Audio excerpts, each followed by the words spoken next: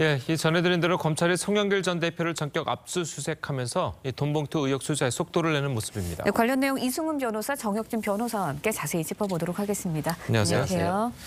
자, 법원이 압수수색 영장을 발부했다는 거는 그만큼 뭐 죄가 있다 이렇게 본 거겠죠? 뭐 그렇게 큰 의미는 없습니다. 왜냐하면은 압수수색은 검사나 이제 수사기관이 범죄 수사에 필요하다라고 인정이 되면 그냥 웬만하면 다 발부가 되는 거거든요. 그러니까 다시 말해서 피의자가 죄를 범하였다고 의심할 만한 정황이 있고 그다음에 해당 사건과 관련이 있는 물건이다. 그러면은 압수수색 웬만하면 다 법원에서 발부를 갖다가 해줘요. 예. 그렇기 때문에 지난번에 이재명 대표가 뭐 자신이 수백 번 압수수색 당했다 이렇게 이야기하는 게 법조인들 사이에서는 조금 뭐 의미가 없는 이야기를 뭐 저렇게까지 하시나 그런 이야기를 했었거든요. 예.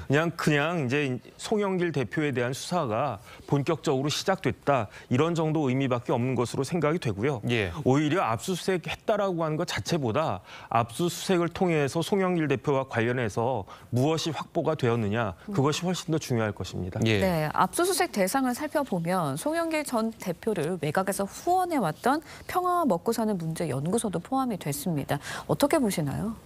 아직까지는 뭐 전혀 근거는 없는 것 같고요. 단지 별도의 돈봉투 의혹이 있지 않는가. 예. 예를 들어서 송영길 전 대표와 관련된 기업 법인이 있기 때문에 네. 이 법인의 후원금들이 들어오고 이 법인 자금이 혹시라도 불법 선거 자금으로 사용되지 않았을까라고 하는 의심을 갖고는 있는 것 같아요. 다만 회계 담당자와 캠프 담당자가 일부 겹친다는 것 외에는 아직 근거는 전혀 나오지는 않는 것 같아요. 이건 뭐 수사를 통한 증거 확보 차원이기 때문에 압수물을 분석해야지만이 가능한 것으로 보여지고요. 송영길 전 대표 측 주장에 따르면 전혀 회계는 관여하지 않았고 또 회계를 통해서 어떤 불법 선거자금으로 사용된 게 없기 때문에 압수수색을 통해서 나오는 결과는 없을 것이다. 이렇게 이제 항변을 하고 있습니다. 알겠습니다. 자, 그래도 만약에 후원 조직에 기부금이 오잖아요. 그 기부금을 경선 자금으로 썼다. 그렇다면 이게 불법이 되는 겁니까? 그렇죠. 그러니까 이제 지금은 정당법상에 당대표 경선 매수죄가 지금 문제가 되고 있는데 네. 여기에 추가적으로 정치자금법상의 정치자금 부정수수죄가 문제가 될 거거든요. 예. 왜냐하면 그 법에 어떻게 되어 있냐면 정치자금법에 어떻게 규정을 하고 있냐면 정치자금법에 규정하지 않은 방법으로 정치자금을 받으면 그거는 이제 부정수수죄가 된다. 이렇게 규정이 되고 있는데 사실 당대표 경선 위에서도 후원회가 결성이 될 수 있거든요. 그래서 제가 생각하기에는 아마 그때 그 재작년에 그 송 대표 관련해가지고 후원회가 있었을 것이에요. 그런데 정식 후원회가 있었음에도 불구하고 뭐 무슨 먹고 사는 무슨 연구소가 네. 이렇게 후원금 명목으로 돈을 받았다라고 하면 그 자체가 정치자금법에 규정된 방법 이외의 방법으로 돈을 받은 거기 때문에 그 정치자금법 위반죄로 처벌받을 가능성이 상당히 높아지지 않을까 싶고요. 예. 문제는 뭐냐면은 정치자금법 위반죄는 벌금 100만 원만 나와도 선거권도 박탈되고 당연히 피선거권도 박탈이 되거든요. 그래서 만약에 이 부분이 문제가 되면 송영길 전 대표의 정치 생명은 네. 거의 이제 문제가 되지 않을까 그런 생각이 듭니다. 네, 예. 일각에서는 송영길 전 대표의 후원 조직을 수사를 하다 보면 이 조직과 경선 캠프사에서 오간 이제 불법 자금이 더 늘어날 수도 있다. 현재는 9,400만 원의 의혹인데 그게 더 수억 원으로 될 수도 있다라는 이야기도 나오고 있거든요. 그 말 그대로 이제 가능성이라고 보시면 될 것 같아요. 그런 의혹이 있지 않을까라고 하는 것인데 실제 이제 법인 같은 경우는 후원 계좌가 들어오면 그 계좌를 잘 관리하고 그 경비 처리를 잘 해야 되거든요. 그런데 후원 계좌와 회계 자료 등을 분석해 보면 이 돈이 어디에 사용됐을까를 금방 쉽게 확인이 돼요. 그래서 아마 사용처 분석을 검찰은 하고 있을 것으로 보여지고요.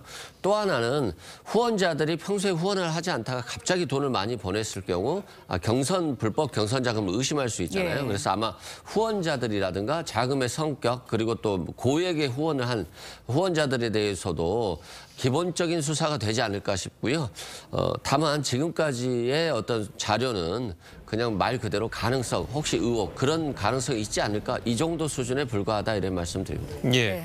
지금 뭐 돈봉투를 뭐 살포하고 그리고 후원회에서 돈을 받아서 경선 자금을 쓰고 자 이런 의혹들이 좀 있는데 예를 들어서 아까 말씀하신 것처럼 송영길 전 대표가 100만 원 이상의 그 혐의 그 판결을 받으려면 본인과의 입증 관계가 뭔가 드러나야 될 텐데 본인이 지금은 계속해서 아니라고 하고 있잖아요. 네네. 근데 만약 정말 아니라면 송 대표를 처벌할 수는 없지 않나요? 어떻습니까? 그런데 이제 객관적인 그 정황이 드러나게 되면은 더더군다나 이제 먹고 네. 사는 문제, 정치자금법 위반죄가 훨씬 더 입증하기가 쉽지 않을까 저는 그 생각이 들거든요. 예. 왜냐하면은 먹고 사는 문제 연구소 돈이 그렇게 이제 송영길 대표 그 캠프로 흘러 들어갔다라고 하는 객관적인 정황이 드러나게 되면 거기에 대해서 송영길 대표가 더 이상 발뺌하기는 쉽지 않지 않을 것인가. 일단은 그런 생각이 들고요. 그다음에 이제 오히려 정당법 위반죄가 더 쉽지 않을 수 있다라고 하는 생각이 드는데 왜냐하면은 이제 강래구 씨가 뭐라고 이야기를 했냐면 그 녹취록을 갖다 보면 영길이 형이 많이 처리했다더라 이렇게 이야기했잖아요. 네. 그 이야기는 누가 봐도 송영길 대표가 어디서 돈을 그 끌어와가지고 그걸로 이제 비슷한 일을 했다라는 식으로 이해가 될 수밖에 없는데 그래서 많은 사람들이 그럼 그 돈을 어디서 받아왔을까라고 의심을 갖다가 했는데 결국은 이제 먹고 사는 문제 연구소 아닐까라고 강하게 의심이 될 수밖에 없는 그런 상황 아니겠습니까? 그래서 이런 부분들이 입증이 되면은 송영길 대표는 정당법 위반죄하고 정치자금 부정수수죄가 한꺼번에 이제 인정이 될 수밖에 없는 그런 상황에 아주 곤란한 상황에 그 처할 수 있지 않을까 하는 생각이 듭니다. 그러니까 그 후원회에 모인 금액을 네네. 돈봉투에 넣어서 만약 살포를 했다면 네. 그것 자체도 정치자금법 위반이 되는 겁니까? 그렇죠. 그것이야말로 정치자금 부정수수죄로 충분히 인정될 수 있는 여지가 있는 것이 아닌가 싶습니다. 알겠습니다. 네, 송 전 대표를 외곽에서 후원해온 단체에 대한 압수수색까지 이뤄졌습니다. 그렇다 보니까 송 전 대표에 대한 소환 조사도 임박한 것 아니냐라는 관측이 나오고 있는데 어떻게 보시나요?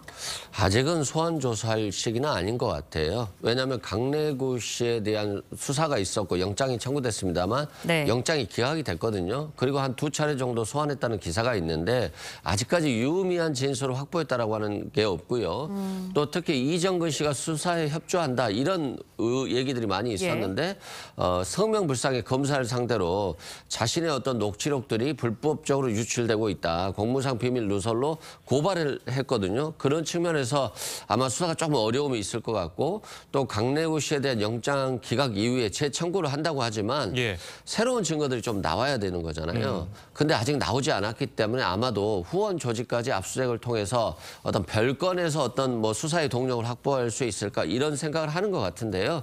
아직은 뭐 나온 게 없다. 그리고 윤관석 씨와 이성만 의원에 대한 수사가 또 진행되어야 되기 때문에 이들에 대한 수사 이후에 아마 송영길 전 대표를 소환하지 않을까 싶습니다. 강래구 전 검사 구속영장 재청구 아직 네. 증거가 나오지 않았다고 하셨는데 그러면은 좀 걸리겠네요. 새로운 증거를 찾을 때까지. 증거를 찾을 때까지 걸릴 수도 있고 법리를 다시 볼 수도 있는 거죠. 예. 지난번에는 정당법 위반죄만 봤는데 이번에는 정치자금, 왜냐하면 송영길 대표가 그 당시에 국회의원이었고 정치인 아니었습니까? 정치자금 부정수수죄가 충분히 될 수 있는 거기 때문에 그렇기 때문에 제가 봤을 때 강래구 씨는 지금 고민이 많겠지만 네. 만약에 구속영장이 청구가 됐는데 인용이 돼서 구속이 된다라고 하면 더더군다나 고민이 많아질 거예요. 왜냐하면은 한 말은 있고 이제 녹취록에 자기가 한 말 다 있지 않습니까? 그 말을 어떻게 변명을 해야 되나 그 고민을 해야 되는데 송영길 대표와의 또 개인적 관계도 있고 그 중간에서 마음이 왔다 갔다 할 텐데 만약에 이제 그 강래구 씨가 본격적으로 진술을 하기 시작하면 그때부터는 수사는 아주 급물살을 타게 될 것으로 그렇게 판단이 됩니다. 예, 네. 알겠습니다. 자, 오늘 변호사님 두 분 말씀은 여기까지 듣겠습니다. 잘 들었습니다. 고맙습니다.